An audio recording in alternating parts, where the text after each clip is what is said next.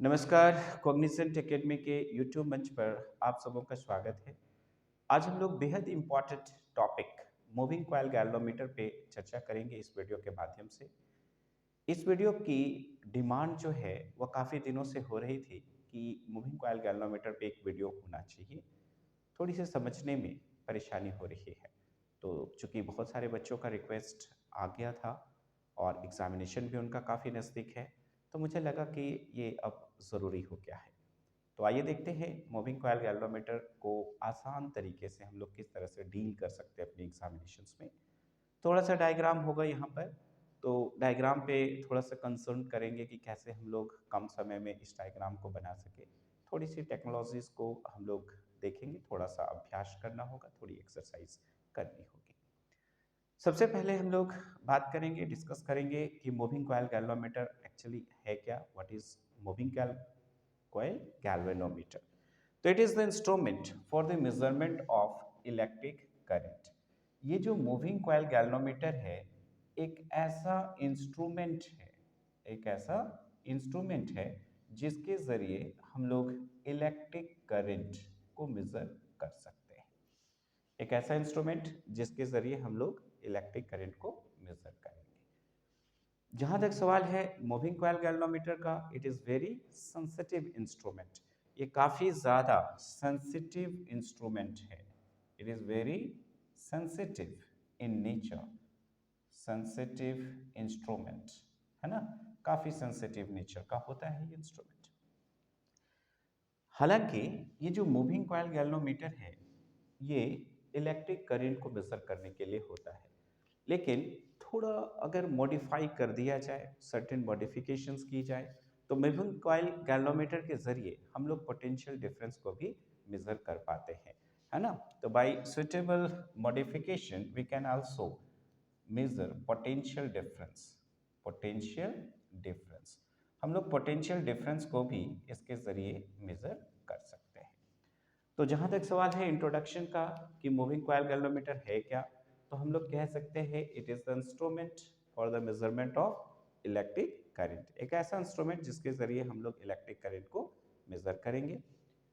Sensitive instrument है तो हम लोग लिख सकते हैं कि this instrument is very sensitive in nature. काफी सेंसिटिव नेचर का होता है, सेंसिटिव इंस्ट्रूमेंट है। पोटेंशियल डिफरेंस को भी मेजर कर सकते हैं, तो by suitable modifications of moving coil galvanometer we can measure potential difference also, है ना। तो थोड़ा मॉडिफाई कर दिया जाए अगर मूविंग कॉइल गैल्वेनोमीटर को, तो इसके जरिए हम लोग पोटेंशियल डिफरेंस को भी मेजर कर सकते हैं। आपको मालूम होगा कि हर एक इंस्ट्रूमेंट के पीछे, कोई भी इंस्ट्रूमेंट है तो उसके पीछे कोई ना कोई प्रिंसिपल जरूर होता है जिस पे वो बेस्ट होता है।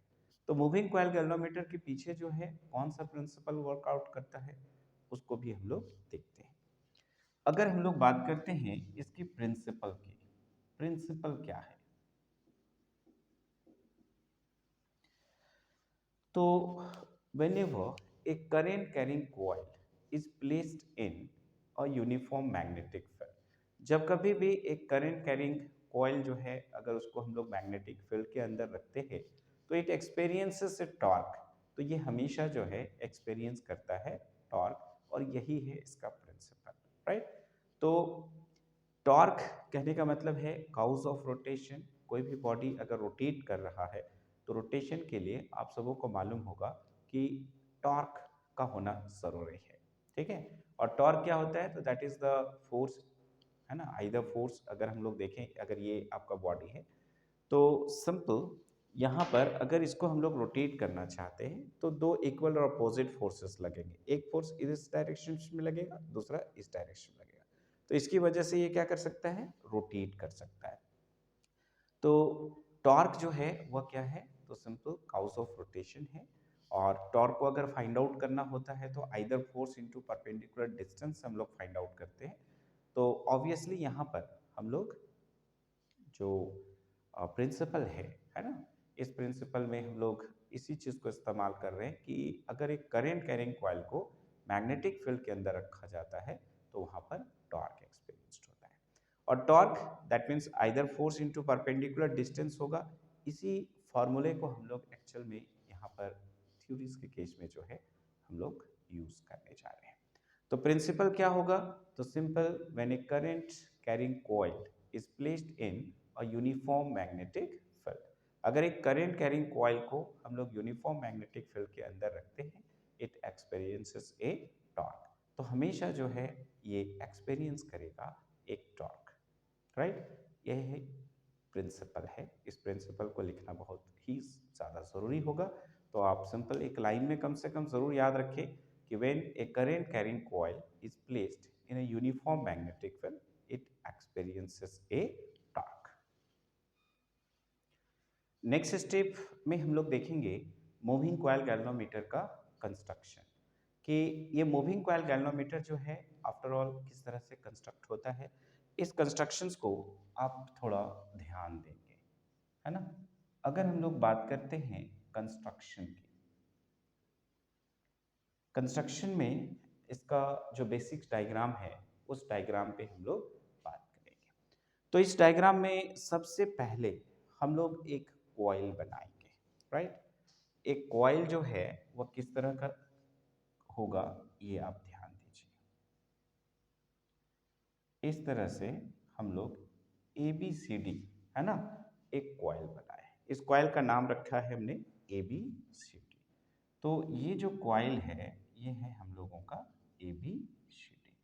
इस कॉइल को किस तरह से कंप्लीट करेंगे, यहाँ पे ध्यान दीजिए। ये इस तरह से हम लोग ऐसे कंप्लीट कर दें, ऐसे। जहाँ तक सवाल है कॉइल का, तो इसको नॉन मेटेलिक फ्रेम में जो है इस तरह से हम लोग अरेंज कर देंगे, ठीक है? ये जो रेक्टेंगुलर कॉइल आप देख रहे हैं, ये रेक्टेंगुलर कॉइल जो ABCD है ना, इस रेक्टेंगुलर कॉइल को हम लोग एक नॉन मेटेलिक फ्रेम के अंदर जो है ये हम लोग रखेंगे। अब यहाँ पे देखिए, नेक्स्ट स्टेप में हम लोग क्या करेंगे, देखिए यहाँ से एक छोटा सा एक लाइन जो है, ठीक है, आप खींच सकते हैं, या फिर यहाँ पे ना करके जो है इसको ऐसे भी हम लोग कर सकते हैं। यहाँ पे देखिए, ये यहाँ पर ऐसे करिए, इसको ऐसे मिला दीजिए यहाँ से, और ये मिल जाएगा यहाँ से, ठीक है? ये तो ये ABCD जो है ये हम लोगों का एक रेक्टेंगुलर कॉइल हो गया। इस रेक्टेंगुलर कॉइल को रखा जाता है in between north pole and south pole of a permanent magnet. ये जो आप देख रहे हो रेक्टेंगुलर कॉइल, इस रेक्टेंगुलर कॉइल को हम लोग कहाँ पे प्लेस करेंगे, तो in between north pole and south pole of a permanent magnet.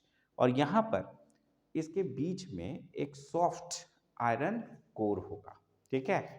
यहाँ पर देखिए, ये डायग्राम अगर आप देख पा रहे हो, इस तरह से यहाँ पर हम लोगों का एक सॉफ्ट आयरन कोर जो है ये आपका प्रेजेंट है। तो ये है हम लोगों का soft iron core, soft iron core है। और मैंने जैसा कि कहा, ठीक है, कि ये रेक्टेंगुलर कॉइल जो है ABCD वह कहाँ पे रखा गया है, तो in between north pole and south pole of a permanent magnet.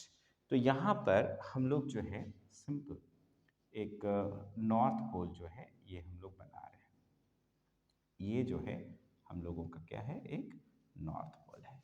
ठीक उसी तरह से यहाँ पर हम लोग क्या बनाएंगे, एक साउथ पोल जो है, ठीक है, इस तरह से हम लोग बना सकते हैं।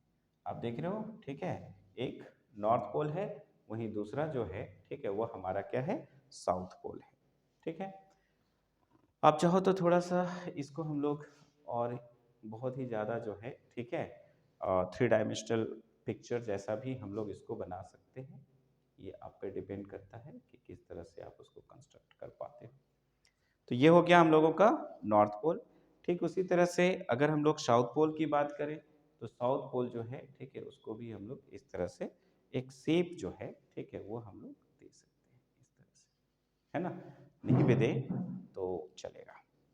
तो यहाँ पर देखिए सिंपल ABCD जो है वो हम लोगों का एक रेक्टेंगुलर कॉइल है। आप देख रहे हैं ABCD जो है एक रेक्टेंगुलर कॉइल है, suspended in between north pole and south pole of a permanent magnet. और इसको सस्पेंड किया गया है किसके बीच में, तो आप देख रहे हैं नॉर्थ पोल और साउथ पोल, ठीक है, नॉर्थ पोल और साउथ पोल जो है परमानेंट मैग्नेट का, ठीक उसके बीच में जो है हम लोग इस रेक्टेंगुलर कॉइल को सस्पेंड कर रहे हैं। जहां तक सवाल है इस रेक्टेंगुलर कॉइल का, तो इस रेक्टेंगुलर कॉइल का एक एंड जो है ना, एक सिरा जो है अगर आप देखेंगे तो ये टॉर्शन हेड से कनेक्ट रहता है। किसके साथ कनेक्ट रहेगा? तो टॉर्शन हेड से, ये इस तरह से, ये हम लोगों का क्या है? तो टॉर्शन हेड है ना, टॉर्शन हेड। तो ये टॉर्शन हेड से कैसे कनेक्टेड है? तो bye means of A phosphor bronze wire. ये जो वायर है वो किसका है?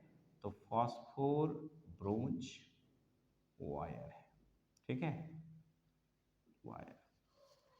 और इसके बीच में जो है, ठीक है, अगर हम लोग देखें तो एक कॉनकेव मिरर जो है ये भी इसमें अटैच रह सकता है ऐसे, ठीक है। इसका जो दूसरा सिरा है रेक्टेंगुलर कॉइल का, ये हेयर स्प्रिंग के साथ जो है अटैच्ड रहेगा।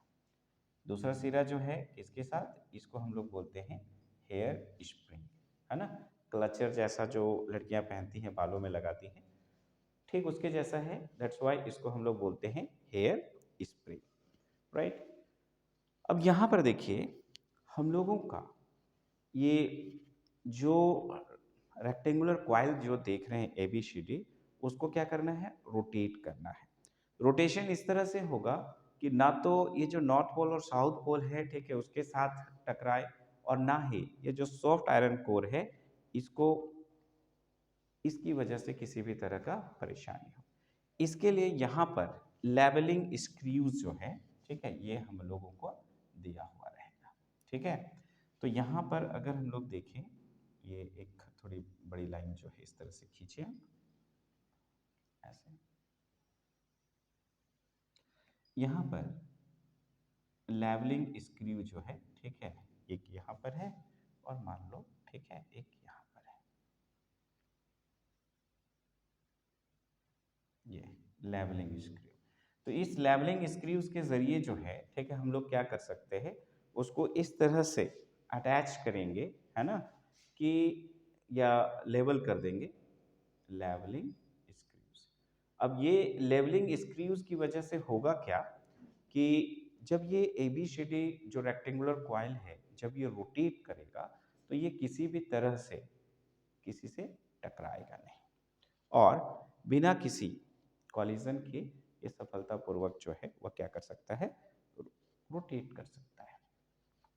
अब यहाँ पर देखिए, चूंकि ये काफ़ी सेंसिटिव इंस्ट्रूमेंट है ना, इसीलिए ये पूरा का पूरा जो इंस्ट्रूमेंट है अगर हम लोग देखें तो इस तरह से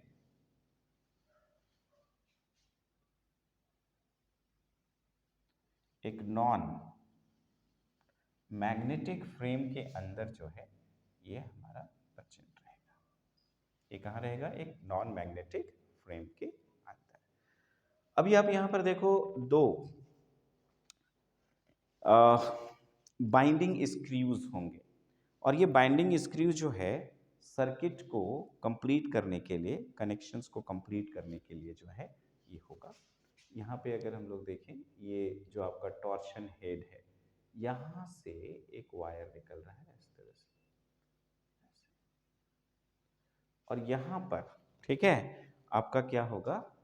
एक इस तरह से, ये है आपका बाइंडिंग स्क्रूज, है ना, इसको हम लोग T1 बोल रहे हैं, ठीक है। मान लो ये आपका एक बाइंडिंग स्क्रूज है, बाइंडिंग स्क्रूज। अगर हम लोग बात करें दूसरे बाइंडिंग स्क्रूज की, तो दूसरा बाइंडिंग स्क्रू जो है, ठीक है, उसका पोजीशन जो है यहाँ पर होगा। देखिए यहाँ पर ये आपका T2 है, यहाँ से एक वायर जाएगा इस तरह से, और ये यहाँ पर कनेक्टेड होगा, ठीक है। तो इस तरह से हम लोग देख रहे हैं कि ये हमारा कंप्लीट, है ना, जो डायग्राम है मूविंग कॉइल गैल्वेनोमीटर का, ये हमारा कंप्लीट हो रहा है। ये हमारा रेक्टेंगुलर कॉइल है जिसको रोटेट होना है। अब यहाँ पे देखिए ये एम जो है, ठीक है, that is concave mirror, concave mirror.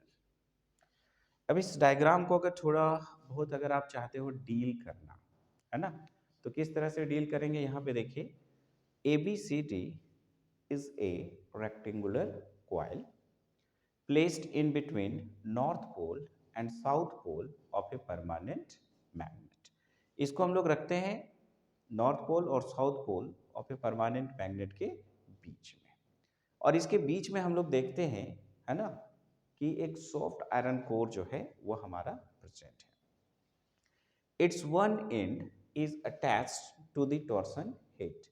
इसका एक सिरा जो है, ठीक है, ये टॉर्सन हेड के साथ कनेक्ट है bye means of A phosphor bronze strip.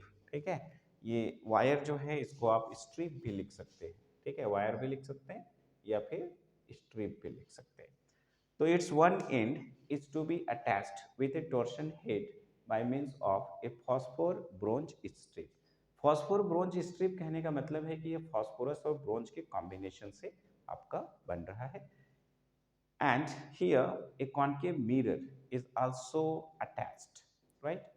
अब यहाँ पर देखिए लेवलिंग स्क्रूज जो है यहाँ पर दो हैं, और ये लेवलिंग स्क्रू जो है उसका काम क्या होगा कि इसको लेवलाइज कर दे, ताकि रेक्टेंगुलर कॉइल जब रोटेट करे तो वह किसी भी तरह से, ठीक है, ये ना तो बार मैग्नेट से टकराए और ना ही ये सॉफ्ट आयरन कोर की वजह से डिस्टरबेंस हो।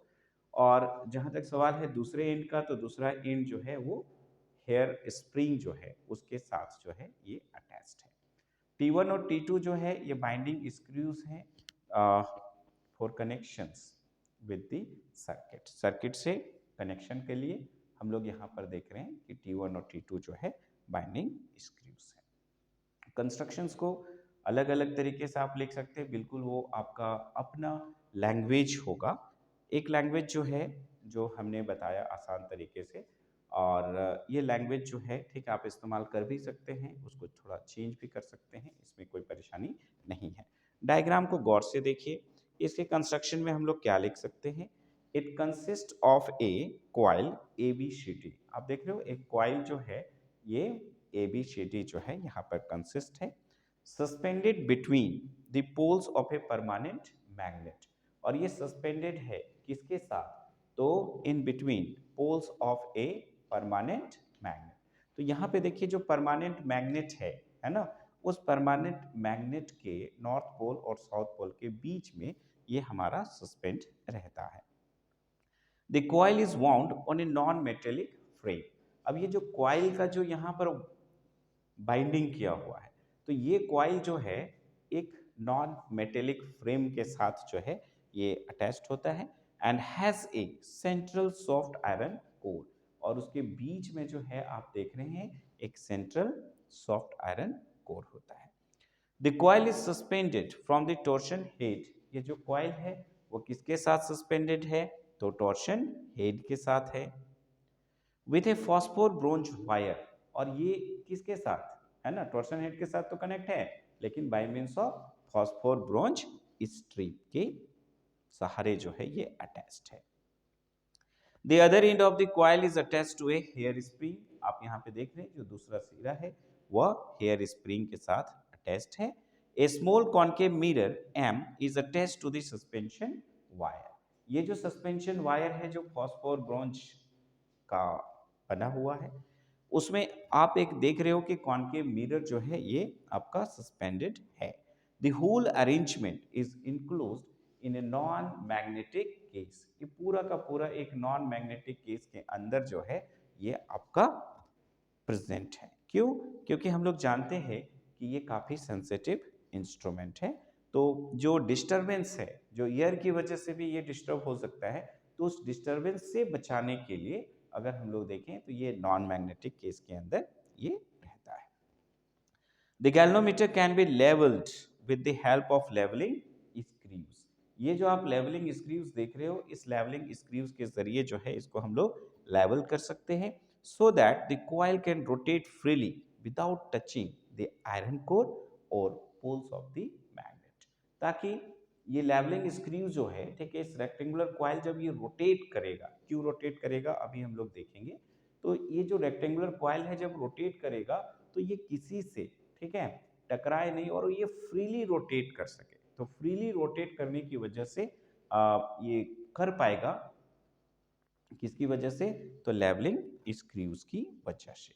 To connect the galvanometer in this circuit, ये जो गैल्वेनोमीटर है उसको सर्किट में कनेक्ट करने के लिए the binding screws T1 and T2 are provided. तो जो बाइंडिंग स्क्रूज है T1 और T2 उसको हम लोग सर्किट से कनेक्शन के लिए इस्तेमाल कर सकते हैं।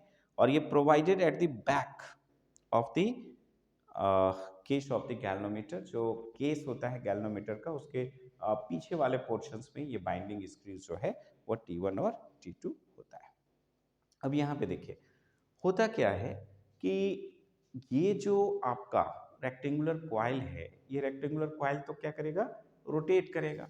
लेकिन रोटेशन होगा क्यों, क्योंकि अगर एक करेंट कैरिंग कॉइल जो है अगर मैग्नेटिक फील्ड के अंदर होता है तो वहां पर हम लोग देखेंगे कि हमेशा एक टॉर्क एक्सपीरियंस होगा। क्यों, क्योंकि जो फोर्स होता है, ठीक है, यहाँ पर अगर हम लोग देखें ये जो करंट का डायरेक्शंस होगा, है ना, हम लोग फ्लेमिंग्स लेफ्ट हैंड रूल से अगर हम लोग देखें तो यहाँ पर देखिए ये जो आपका करंट का डायरेक्शन है, ये करंट का डायरेक्शन है, ठीक है ना। तो यहाँ पे देखिए फादर मदर चाइल्ड, ठीक है, ये हम लोग बात करते हैं, ये फोर्स का डायरेक्शन है ना, ये मैग्नेटिक फील्ड का डायरेक्शन है। और यहाँ पे हम लोग देख रहे हैं चाइल्ड इन द सेंस जो है वो करंट है ना। तो फ्लेमिंग्स लेफ्ट हैंड रूल की अगर हम लोग बात करें तो if you stretch our 3 fingers, है ना, of left hand in such a way that the forefinger या first finger indicates the direction of magnetic field, thumb जो है डायरेक्टेड है along the direction of force, और ये जो है ना, जो मिडिल फिंगर है, ठीक है, वो डायरेक्शन होता है किसका, करंट का। तो अगर करंट का डायरेक्शन अगर ये है तो फोर्स का डायरेक्शन किधर है, वर्टिकली अपवर्ड है। और इसी को अगर ऐसे हम लोग कर दे, ठीक है, तो यहाँ पर एक फोर्स इधर लग रहा है और दूसरा फोर्स इधर लग रहा है। लेकिन यहाँ पर जो है, ठीक है, अगर हम लोग देखें तो एक फोर्स यहाँ पे लगेगा ऐसे आउटवर्ड और एक फोर्स लगेगा इस तरह से इनवर्ड। तो ये आउटवर्ड और इनवर्ड जो है, ठीक है, इसका कहने का मतलब क्या है उसको आप यहाँ पर थोड़ा समझिए। अगर मान लो, ठीक है, एक फोर्स जो है एक सीधा ऊपर लग रहा है और एक फोर्स जो है सीधा नीचे लग रहा है, तो उसको तो हम लोग बैलेंस आउट कर सकते हैं। लेकिन एक फोर्स जो है देखिए यहाँ पर इस तरह से आउटवर्ड और यहाँ पर एक इनवर्ड लग रहा है, तो यही इस रेक्टेंगुलर कॉइल को क्या करेगा, रोटेट करेगा। तो यहाँ पर देखिए जो फोर्स है ना, एक इन पे जो है ILB हम लोग पढ़े हैं कि force on A current carrying conductor in a magnetic field, है ना, वो फोर्स कितना के बराबर होता है, ILB साइन थीटा होता है। तो यहाँ पर थीटा का वैल्यू जो है मूविंग कॉइल गैल्वेनोमीटर में ऑलवेज 90 डिग्री ही होगा। तो आपका हो गया ILB, और चूंकि नंबर ऑफ टर्न्स जितने ज्यादा होंगे फोर्स उतना ही ज्यादा होता है, तो NILB जो है ये आपका लगेगा आउटवर्ड और NILB जो है वो लगेगा इनवर्ड। और इस दोनों फोर्सेस की वजह से ये क्या करेगा, रोटेट करेगा, राइट, ये क्या करेगा, रोटेट करेगा। तो रोटेट अगर कर रहा है तो टॉर्क एक्सपीरियंस होगा। तो हम लोग देखेंगे जो इक्विलिब्रियम के केस में, है ना, जो डिफ्लेक्टिंग टॉर्क है वो रिस्टोरिंग टॉर्क के बराबर होगा। तो सिंपल सी थ्योरीज होगी, उसमें हम लोग डिफ्लेक्टिंग टॉर्क निकालेंगे, रिस्टोरिंग टॉर्क के साथ बराबर करेंगे और हमारा थ्योरी कंप्लीट होगा। अब देखिए नेक्स्ट स्टेप में जो है इसकी थ्योरी पे हम लोग बात करेंगे, है ना, इसकी थ्योरी जो है वो क्या होगी। तो यहाँ पे देखिए इस तरह से हम लोगों का क्या था, एक नॉर्थ पोल है और यहाँ पर जो है, ठीक है, हम लोगों का क्या था, साउथ पोल था। और इस नॉर्थ पोल और साउथ पोल के बीच में, है ना, हमारा एक कॉइल था। तो जैसा कि आप जानते हो कि मैग्नेटिक फील्ड लाइंस जो है वो नॉर्थ पोल से निकलेगा और साउथ पोल में टर्मिनेट करेगा। तो यहाँ पे देखिए इस तरह से मैग्नेटिक फील्ड लाइंस जो है वह नॉर्थ पोल से निकल कर साउथ पोल में टर्मिनेट करेगा, ये मैग्नेटिक फील्ड लाइंस को हमने दिखाया है। अब यहाँ पे देखिए जो हमारा कॉइल है ना, उस कॉइल में अगर हम लोग देखें तो उसका एक एंड जो है इस तरह से आपका हेयर स्प्रिंग के साथ अटैच था। ये क्या था हमारा हेयर स्प्रिंग। तो सबसे पहले हम लोग हेयर स्प्रिंग को ही बनाएंगे। उसके बाद देखिए इस तरह से हम लोग ऐसे बनाए, ठीक है, फिर इस तरह से गया, इसको थोड़ा अंदर लेते जाना है इस तरह से। ये फोल्ड और हो गया, ये ऐसे गया और यहाँ से जो है ये अंदर ऊपर चला जाएगा, ठीक है। तो आपका डायग्राम जो है यहाँ पर आपका बन गया। ये यहाँ पर, ठीक है, इस तरह से जो है अगर हम लोग देखें तो इसको रोटेट होना है, राइट। तो यहाँ पर एक्चुअल में क्या होता है कि जो फोर्स है ना, यहाँ पर अगर हम लोग देखें ये जो है आपका करंट का डायरेक्शन है। तो फोर्स जो है एक नॉर्मली आउटवर्ड डायरेक्शन में लग रहा है, इधर नॉर्मली आउटवर्ड डायरेक्शन में, एक नॉर्मली इनवर्ड डायरेक्शन में।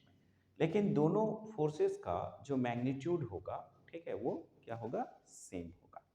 तो यहाँ पर देखिए सपोज द रेक्टेंगुलर कॉइल, ये रेक्टेंगुलर कॉइल जो है इसका नाम हमने क्या रखा था, इस तरह से रखा था A B C D of length L. तो ये वाला लेंथ भी एल हो जाएगा, ये भी लेंथ एल हो जाएगा। और जो ब्रेड्थ है एडी की अगर बात करें तो बी हो जाएगा, और बीसी की बात करें तो ये भी क्या हो जाएगा, बी हो जाएगा।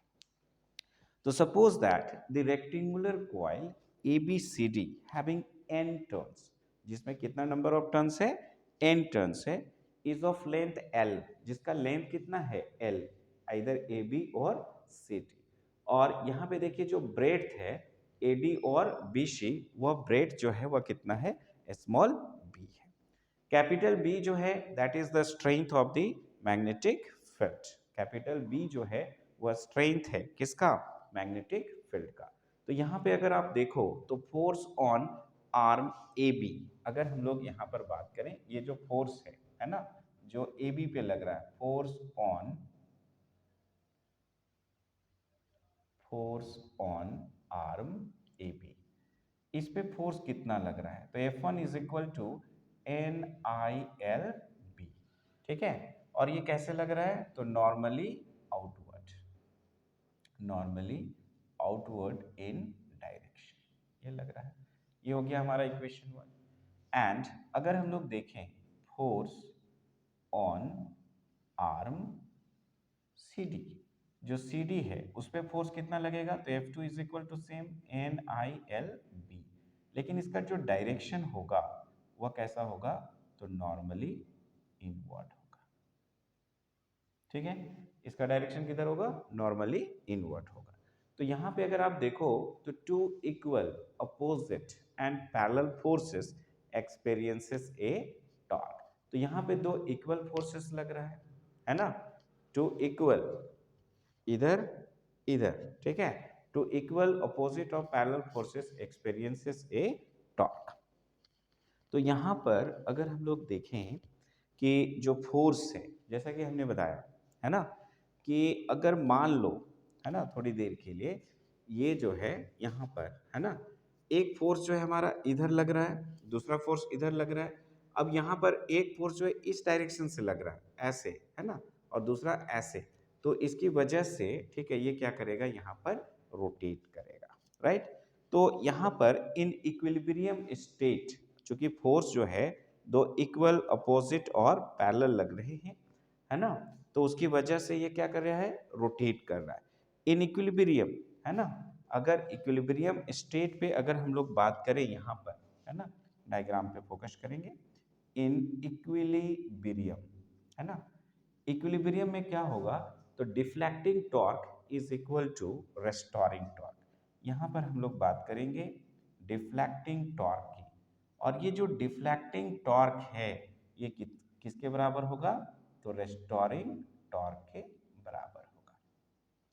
अब अलग अलग जो है हम लोग डिफ्लेक्टिंग टॉर्क और रेस्टोरिंग टॉर्क की वैल्यू जो है ये फाइंड आउट करेंगे। अगर हम लोग डिफ्लेक्टिंग टॉर्क की बात करें, डिफ्लेक्टिंग टॉर्क की अगर हम लोग बात कर रहे हैं, तो deflecting torque is equal to क्या हो जाएगा, तो deflecting torque is equal to I the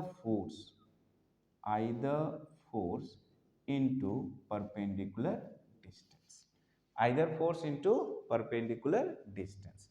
तो यहाँ पर जो आइदर फोर्स है वो दोनों फोर्स तो सेम है, एन आई एल बी एक को लेना है, लेकिन दूसरा जो है, ठीक है, जो परपेंडिकुलर डिस्टेंस है वो हम लोग यहाँ पर लेंगे डीके को। अब ये सवाल है कि डीके जो है ये क्या है ना। इस डीके को अगर हम लोग बात करें यहाँ पर, तो डीके जो है इसके लिए एक छोटा सा डायग्राम हम लोगों को बनाना है। यहाँ पे देखिए, इसका जो ब्रेड्थ है ना, ए डी, इसको हम लोग यहाँ पर ले रहे हैं, ठीक है। अगर ये ब्रेड्थ है तो ऑब्वियसली ये कितना माना था हमने, बी माना था, स्मॉल बी। अब यहीं पर एक फोर्स जो है एक्चुअली इस डायरेक्शन में लग रहा है, दूसरा फोर्स जो है इस डायरेक्शन में लग रहा है, और ये दोनों के दोनों फोर्स क्या है, इक्वल है। तो मान लो, ठीक है, ये F1 है और ये क्या है, F2 है, लेकिन दोनों का मैग्नीट्यूड क्या है, सेम है, लेकिन इसका डायरेक्शन जो है ये हमारा अलग अलग है। तो यहाँ पर अगर परपेंडिकुलर डिस्टेंस की अगर हम लोग बात करें, तो ये वाला जो है हम लोगों का एक्चुअल में परपेंडिकुलर डिस्टेंस है, दैट इज डीके। तो ये रखा हुआ कहाँ पर है, तो जैसा कि मैंने पहले ही कहा कि ये इन बिटवीन नॉर्थ पोल और साउथ पोल जो है, ठीक है, ये रखा गया था। तो यहाँ पर इस तरह से आपका मैग्नेटिक फील्ड लाइंस जो है इस तरह से है आपका यहाँ पर, और यहाँ पर ये वाली जो एंगल है अगर अल्फा है, तो ये वाला एंगल को भी हम लोग मान लेते हैं अल्फा। अब यहाँ पे देखिए, ये जो AD है, ठीक है, इसका जो डिस्टेंस होगा ए और डी के बीच का, ये इसका ब्रेड्थ है एक्चुअल में। तो ये ब्रेड जो है बी, वो मैग्नेटिक फील्ड लाइंस के साथ जो है अल्फा एंगल बना रहा है, तो ये वाला भी एंगल कितना हो जाएगा, अल्फा। तो ये जो डीके है ये इसका परपेंडिकुलर डिस्टेंस है। तो यहाँ पर अगर हम लोग ले from right angle triangle A के डी, ठीक है, डी के का वैल्यू निकालना है, तो कोस अल्फा, है ना, cos alpha is equal to क्या होता है, बी बाई एच। तो यहाँ पर डी के बट्टा हमारा बी हो जाएगा, तो डी के इज इक्वल टू क्या हो जाएगा, तो बी कॉस अल्फा, ये हो जाएगा अल्फा, बी कॉस अल्फा। तो यहाँ पर देखिए deflecting torque is equal to हमारा क्या हो जाएगा, तो एन आई एल बी, है ना, इनटू ये हो जाएगा बी कॉस अल्फा, ठीक है, कितना हो जाएगा, बी कॉस अल्फा जो है ये हमारा हो गया आपका डीके का वैल्यू। अब यहाँ पर देख रहे हैं लेंथ है और साथ में आपका क्या है, ब्रेड्थ है। तो length into breadth is equal to, उसको हम लोग एरिया लिख सकते हैं। तो यहाँ पर हम लोग आसानी से, ठीक है, इसको लिख सकते हैं, देखिए इज इक्वल टू हो जाएगा एन बी, है ना, ये आपका आई है और लेंथ इंटू ब्रेड्थ ए हो गया, तो एन बी आई ए यहाँ पर हो गया कॉस अल्फा। ये हो गया हमारा डिफ्लेक्टिंग टॉर्क का value, N B I A cos alpha. तो अब यहाँ पे देखिए ये तो हो गया डिफ्लेक्टिंग टॉर्क। अगर मान लो के जो है वह क्या है, restoring torque per unit twist of the suspension wire. के क्या है, तो restoring torque per unit twist of the suspension wire. यानी कि यहाँ पे देखिए के जो है रेस्टोरिंग टॉर्क है ना, पर यूनिट ट्विस्ट है, तो यहाँ पर restoring torque is equal to हम लोग क्या लिखेंगे, restoring torque is equal to K alpha. ये हो गया इक्वेशन नंबर 5। तो इक्विलिब्रियम स्टेज पे डिफ्लेक्टिंग टॉर्क जो है वह हमारा रेस्टोरिंग टॉर्क के बराबर हो जाएगा, राइट। सिंपल सी थ्योरी है। अगर आप देखो तो force on arm A B, इस पर फोर्स जो है एन आई एल बी लग रहा है, डायरेक्शन इसका नॉर्मली आउटवर्ड है। वहीं force on arm C D जो है वो भी एन आई एल बी लग रहा है, डायरेक्शन जो है नॉर्मली इनवर्ड है, तो नेचुरली वहाँ पे टॉर्क एक्सपीरियंस होगा। और इन इक्विलिब्रियम डिफ्लेक्टिंग टॉर्क जो है वो किसके बराबर है, रेस्टोरिंग टॉर्क के बराबर है। तो यहाँ पे देखिए ये रेस्टोरिंग टॉर्क जो है कहने का मतलब क्या है कि अगर किसी भी बॉडी को अगर आप रोटेट करेंगे, है ना, तो उसके लिए आपने एक डिफ्लेक्टिंग टॉर्क लगाया है। लेकिन जैसे ही डिफ्लेक्टिंग डिफ्लेक्टिंग टॉर्क लगाया, उसको जैसे ही हटाएंगे तो जिस टॉर्क से वो वापस अपना ओरिजिनल पोजीशन को पाएगा। ठीक है, जैसे अगर एक रबर को अगर हम लोग सिंपल खींच दे, ठीक है, तो जिस फोर्स की वजह से उसका फॉर्म चेंज हो गया उसको हम लोग डिफॉर्मिंग फोर्स बोलते हैं, और जैसे ही उसको छोड़ेंगे तो वह रेस्टोरिंग फोर्स के जरिए जो है वापस अपने ओरिजिनल पोजीशन को पाएगा। तो जिस फोर्स की वजह से अपने ओरिजिनल पोजीशन को पाएगा, that is restoring force, right. तो उसी तरह से रोटेशन के केस में अगर आप डिफ्लेक्टिंग टॉर्क की अगर बात कर रहे हो, डिफ्लेक्टिंग टॉर्क की बात कर रहे हो, मतलब वो उसको क्या कर रहा है, रोटेट कर रहा है। तो जैसे ही रोटेट किया आपने, वैसे ही वहां पर एक रेस्टोरिंग टॉर्क जो है वो भी काम कर रहा है। डिफ्लेक्टिंग टॉर्क को हटाएंगे तो वापस जो है वो अपने ओरिजिनल पोजीशन को पा लेगा। तो यहाँ पर के जो है restoring torque per unit twist है ना। के क्या है, restoring torque per unit twist. तो अगर उसको ट्विस्ट से, ट्विस्ट मतलब कि जितना एंगल से जो है वो ट्विस्ट हुआ, तो अगर उससे अगर गुणा कर दें तो वो किसके बराबर होगा, रेस्टोरिंग टॉर्क के बराबर होगा। तो restoring torque is equal to हो जाएगा के अल्फा। इसीलिए जैसा कि हम लोग पहले भी बात कर चुके हैं कि deflecting torque is equal to किसके बराबर होता है, रेस्टोरिंग टॉर्क के बराबर होता है। इसीलिए हम लोग यहाँ पे लिख सकते हैं N B I A cos alpha is equal to क्या हो जाएगा, के अल्फा। ठीक है, तो यहाँ पर चूंकि डिफ्लेक्टिंग टॉर्क जो है वह हमारा रेस्टोरिंग टॉर्क के बराबर है, इसीलिए N B I A cos alpha is equal to क्या हो जाएगा, के अल्फा। अब यहाँ पर अगर हम लोग आई का वैल्यू जो है यानी करंट का वैल्यू जो है ये हम लोग निकालें, तो आई इज इक्वल टू हम लोग यहाँ पे लिखेंगे के बाई, यहाँ पे देखिए I is equal to K by N B A, तो यहाँ पर हो जाएगा N B A into alpha by क्या हो जाएगा, कोस अल्फा। ये आई की वैल्यू जो है ये हमारी हो गई, I is equal to K by N B A into alpha by cos alpha. अब यहाँ पे देखिए, अगर मान लो है ना कि ये जो कोस अल्फा की जो वैल्यू है, when cos alpha is equal to 1, तो उस परिस्थिति में हम लोग क्या लिख सकते हैं, तो आई जो है ना, I is equal to K by N B A into alpha. ये जो आप देख रहे हैं के बाई एन बी ए है ना, इसको हम लोग कैपिटल जी से नोट करते हैं। तो आई इज इक्वल टू कितना हो जाएगा, तो जी अल्फा हो जाएगा। ठीक है, आई इज इक्वल टू कितना हो जाएगा, जी अल्फा। यहाँ पर कैपिटल जी जो है के बाई एन बी ए हो गया, इसको हम लोग बोलते हैं गैल्वेनोमीटर कांस्टेंट, गैल्वेनोमीटर कांस्टेंट बोलते हैं, राइट। अब यहाँ पे देखिए इस तरह से ये जो आई है ना, वह डायरेक्टली प्रोपोर्शनल टू क्या हो जा रहा है, अल्फा हो जा रहा है। मतलब जितना करंट होगा उतना ही उसमें ट्विस्ट होगा, और जितना ट्विस्ट होगा, जितना वो रोटेट करेगा, वही उसके करंट का वैल्यू होगा। तो इस तरह से अगर देखा जाए तो deflection produced is directly proportional to the current pass through the galvanometer. तो ये जो गैल्वेनोमीटर के थ्रू जितना करंट पास करेगा, एक्चुअली उतना ही डिफ्लेक्शन होगा। तो उस डिफ्लेक्शंस को देख के जो है हम लोगों को करंट का वैल्यू मिल जाता है, राइट। तो आसानी से डिफ्लेक्शन पे ही चूंकि करंट टोटली डिपेंडेंट है, तो जितना डिफ्लेक्ट करेगा उतना ही करंट है, और उसी के बेसिस पर जो है वहाँ पर आप जो कॉनकेव मिरर है उसके थ्रू जो है आप उस डिफ्लेक्शन को देख के जो है आप करंट का वैल्यू जो है इस मूविंग कॉइल गैल्वेनोमीटर के जरिए आप जान सकते हो। अब देखिए कुछ छोटे छोटे टर्म्स जो है, ठीक है, जो यहाँ पे पूछे जाते हैं, ये सेंसिटिविटी है ना। तो ये सेंसिटिविटी जो है ये एक्चुअल में है क्या, एक गैल्वेनोमीटर को हम लोग कब कहेंगे कि वो सेंसिटिव है ना।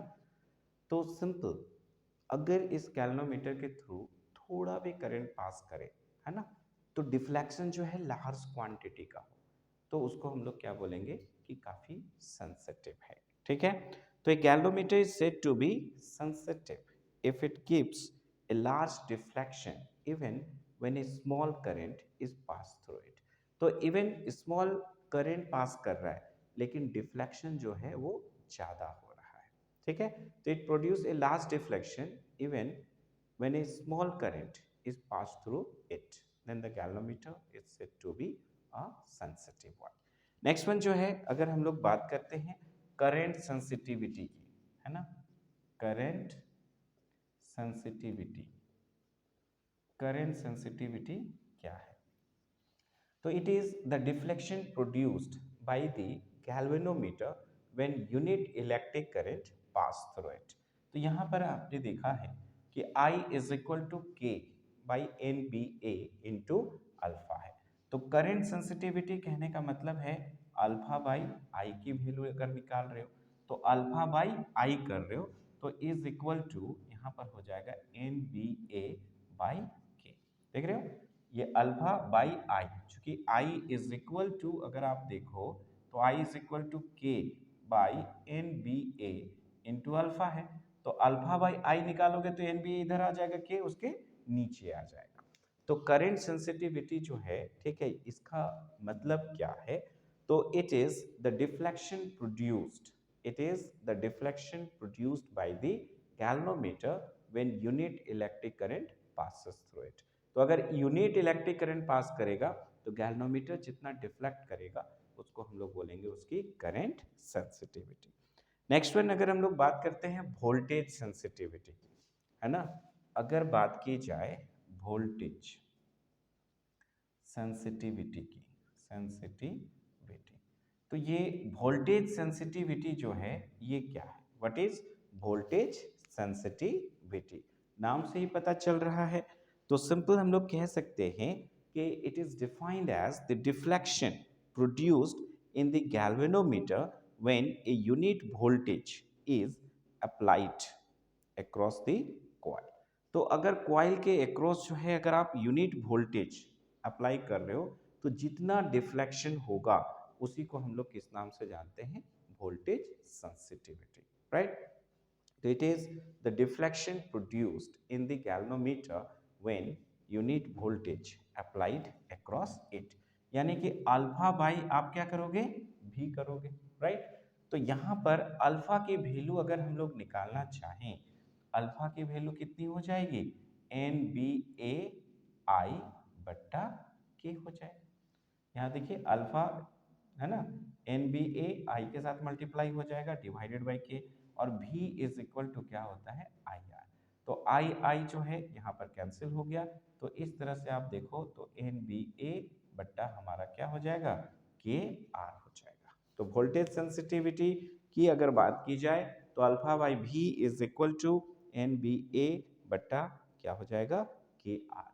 इसका मतलब क्या है कि जितना नंबर ऑफ टर्न्स होगा, जितना अधिक नंबर ऑफ टर्न्स होगा, वोल्टेज सेंसिटिविटी जो है एक मूविंग कॉइल गैल्वेनोमीटर की उतनी ही अधिक होगी। तो नंबर ऑफ टर्न्स पे डिपेंड कर रहा है। दूसरा क्या है? मैग्नेटिक फील्ड का स्ट्रेंथ पे डिपेंड कर रहा है। जितना ज्यादा स्ट्रेंथ होगा मैग्नेटिक फील्ड का, वोल्टेज सेंसिटिविटी उतनी ही अधिक होगी। देन आफ्टर एरिया पे डिपेंड कर रहा है, जितना ज्यादा होगा वोल्टेज सेंसिटिविटी उतनी ही अधिक होगी। के जितना कम होगा उतना ज्यादा वोल्टेज सेंसिटिव, आर जितना कम होगा वोल्टेज सेंसिटिविटी उतनी ही अधिक होगी। तो इस तरह से हमने एक काफ़ी इंपॉर्टेंट टॉपिक जो है मूविंग कॉइल गैल्वेनोमीटर को क्लियर किया है। आप इस वीडियो को पूरा देखें, बार बार देखें, तो ये पूरा का पूरा कॉन्सेप्ट जो है ये आपको क्लियर हो जाएगा। लेकिन होता क्या है कि आप 2 से 3 मिनट देखोगे एंड देन आफ्टर जो है अपना ही यूट्यूब कुछ गाने देखना पसंद करोगे। तो कभी भी कोई वीडियो को देखें एजुकेशन में, है ना, कहीं किसी का भी वीडियो देखें तो उस वीडियो को कोशिश करिए पूरा देखिए। ये नहीं कि थोड़ा सा देखें और फिर दूसरे वीडियोस देखने लग गए, तो उससे फ़ायदा जो है आपको मिलना नहीं है। तो कोई भी वीडियो को देखें, समझ में नहीं आया बार बार देखें, आपको डेफिनेटली समझ में आएगा। तो इस वीडियो में इतना ही। Thank you for watching moving coil galvanometer. नमस्कार।